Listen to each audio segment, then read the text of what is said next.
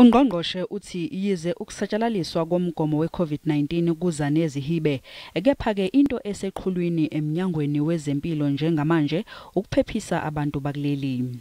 As government, we have found ourselves in a precarious positions of having to choose between saving our citizens' lives and risking putting the country's assets into private companies' hands.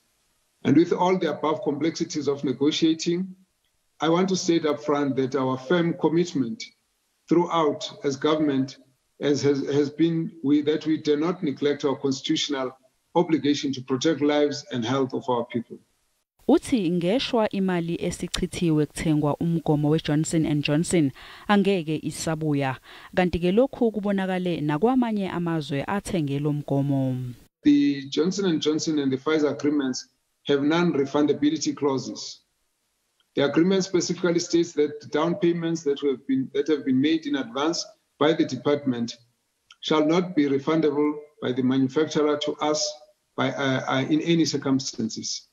UNgqongqoshe uthi behulumeni bazamile ukugwema ukusashazwa kwemali.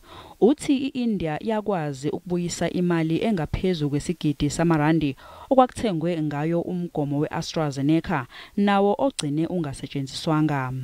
Last week, we were then refunded by the Serum Institute of India of the 500,000 doses that were not delivered in the amount of $2.675 million. We're therefore happy that we have avoided what could have been viewed as a fruitless or wasteful expenditure. Ukusuka lapha lelizwe selizogoma abantu lisebenzisa umgomo iPfizer-BioNTech. It gives me pleasure to also announce that we have received a formal acceptance and confirmation from Pfizer to increase their doses from 20 million to 30 million.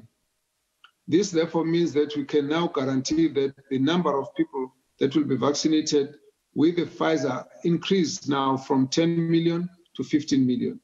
Eminye yale mgomo yePfizer kulindeleke ukuthi ifike kuleli ngenyanga ezayo.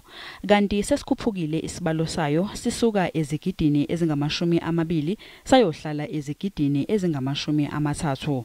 Lokhu ke kusho ukuthi lelizwe selizokwazi ukugoma abanye futhi abantu abayizigidi eziyi-15 ngawo.